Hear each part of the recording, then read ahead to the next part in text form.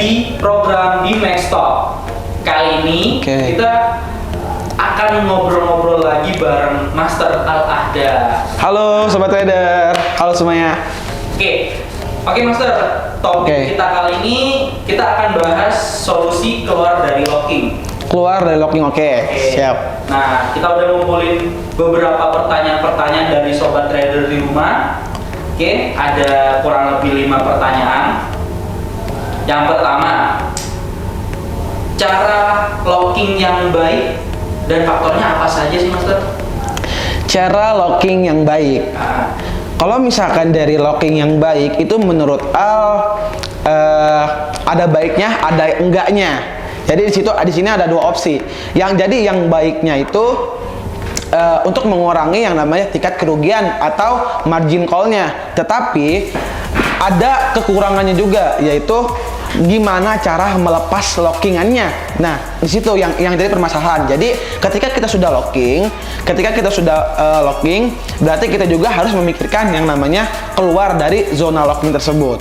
Nah, dan tadi apa lagi pertanyaannya? Faktornya apa saja?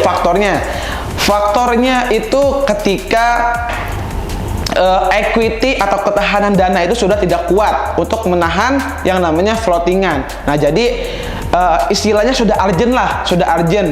Jadi ya disitulah saatnya kita melakukan locking untuk menahan dana dan mengurangi resiko kerugian atau margin call. Nah, pertanyaan pertama udah terjawab oleh Master Al.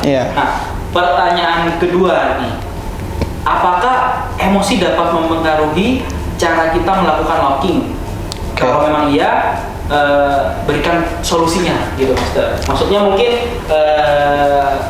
apakah psikologi dapat mempengaruhi cara kita melakukan locking kayak gitu? Kalau dari pertanyaan itu saya setuju. Setuju ya? Setuju, karena psikologis itu salah satu bagian dari trading. Salah satu bagian dalam trading. Contoh deh, kalau misalkan kita lagi nggak baik-baik saja, lagi semraut lah pikiran gitu, ya moodnya lagi jelek lah gitu ya, terus kita terjun ke pasar, ke trading forex, terjun kita untuk bertransaksi di sana, itu nggak akan bener. Semua pikiran teknikal kita, fundamental kita, semua bakal hancur dengan yang namanya kena psikologis kita.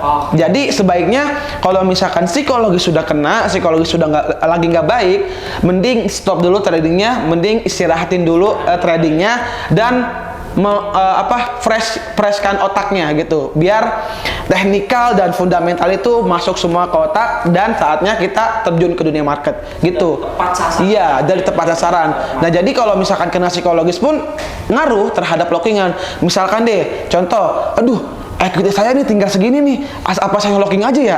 Saya takut nih. Nah gitu. Jadi ketakutan suatu traders, ketakutan margin call. Jadi kita tuh untuk menahan dananya dan untuk mengurangi resiko kerugian pun ya itu dengan cara locking. Tetapi tidak bisa yang namanya keluar dari zona locking tersebut. Itu yang ditakutkan. Siap. Berarti cukup mempengaruhi ya? Betul, mempengaruhi sekali. Siap. Oke nih Master, pertanyaan ketiga nih dari Sobat Trader yang ada di rumah. Seberapa bahaya sih jika trader melakukan kesalahan locking? Seberapa bahaya ya? Nah, ini tergantung juga dari Sobat Tradersnya ya. Nah, jadi ada yang bahaya, ada yang enggak. Nah, jadi bahayanya ini ketika kita sudah locking dan kita tidak tahu arahnya mau kemana market, dan kita tidak tahu cara melepasnya lockingan itu di mana. Nah, itu bahayanya. Tetapi ada juga yang enggak bahaya. Kayak seperti apa? Seperti kita sudah tahu titik supportnya di mana, titik resistennya di mana.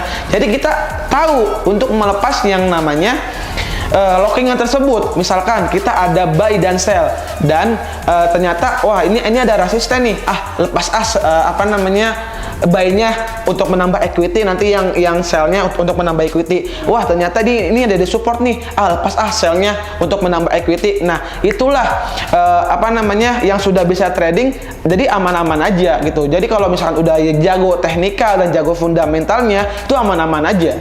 Aman-aman aja saat locking. Personalnya gitu ya? Iya, itu tergantung juga dari tradersnya sih. Oke. Tuh. Siap-siap, Master. Terus pertanyaan keempat nih, Master. Hal positif apa yang bisa kita dapat jika berhasil keluar dari locking? Hal positif apa? Tentunya margin kita bertambah. Tentunya equity kita bertambah. Karena di saat kita locking, otomatis floatingan kita atau profit kita tidak terhitung. Karena di situ sudah terkunci. Misalkan kita floating 14 juta, terus kita locking di 14 juta itu. Ya sudah, itu walaupun kita sudah profit, yang misalkan locking itu kita sudah profit, itu nggak kehitung karena kita masih di zona locking. Masih di zona locking. Nah, ketika kita sudah yang namanya lepas dari zona locking tersebut, otomatis kita misalkan ada buy dan sell, dan sellnya ini profit. Nah, kita lepas di area support. Nah, market ini naik, naik terus. Nah, itulah bertambahnya equity di saat itu. Bisa nambah margin. Dia nambah equity gitu, nambah saldo kita. Nah, pertanyaan terakhir nih, Mas. Ini agak unik sih pertanyaan. Kita semua pasti pernah dengar tentang teknik locking itu disebut teknik yang haram. Nah, bisa dijelaskan nggak, Master? Kenapa sampai bisa dibilang teknik yang haram gitu? Teknik haram. Ini saya juga sih baru dengar sih ya. Teknik haram. Mungkin teknik haramnya tuh gara-gara sobat trader kesel kali ya. Keselnya kenapa? Ketika kita sudah locking, tetapi si tradersnya ini nggak bisa keluar dari zona locking. Nggak bisa keluar dari zona locking. Di mana sih saya lepas lockingannya? Wah, di mana saya lepas lockingannya biar menambah equity dan saldo saya? Apa di sini ya? Ternyata saya lepas di sini malah makin terkurang equity saya. Aduh, gimana ya caranya? Gitu. Nah, mungkin dari tradersnya juga sih ya yang menyebut teknik haram tersebut. Nah, jadi itu juga pengaruh juga ke psikologis kali ya. Psikologis lah. Jadi haram banget nih teknik gitu kali, jadi kayak gitu kali ya. Nah, gitu. Mungkin persepsi kayak gitu. Nah, udah 5 pertanyaan nih yang udah dijawab Master Al. Mungkin dari Master Al sendiri punya tips buat keluar dari locking. Ada nggak? Tips ya, sobat di rumah. Kalau misalkan tips untuk keluar dari locking, kalau bisa sih jangan untuk locking, lebih baik averaging. Ya. Jangan locking, lebih baik averaging. Tapi kalau misalkan sudah ada lockingan, berarti kita harus mengetahui dulu marketnya, mengenali marketnya mau kemana. Kita harus tahu area resistennya, area supportnya di mana, agar kita bisa melepas salah satu transaksi kita untuk membuahkan hasil yang profit. Contoh, kalau misalkan kita ada 0,2 buy, 0,2 sell, berarti locking kan? Berarti locking di situ. Nah, ketika harga itu turun, berarti sell ini kejemput. Nah, berarti kita harus mengetahui nih area supportnya di mana.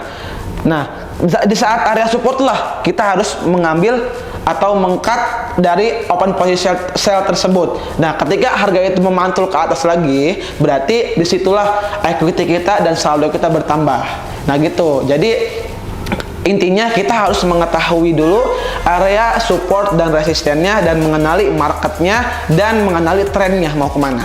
Gitu. Siap. Thank you so much buat Master Al udah mau datang ke program kita di Next Talk. Mungkin next kita bakalan ada topik-topik lain, topik yang sedang hangat diperbincangkan. Siap. See you, Master Al. See you. Terima kasih.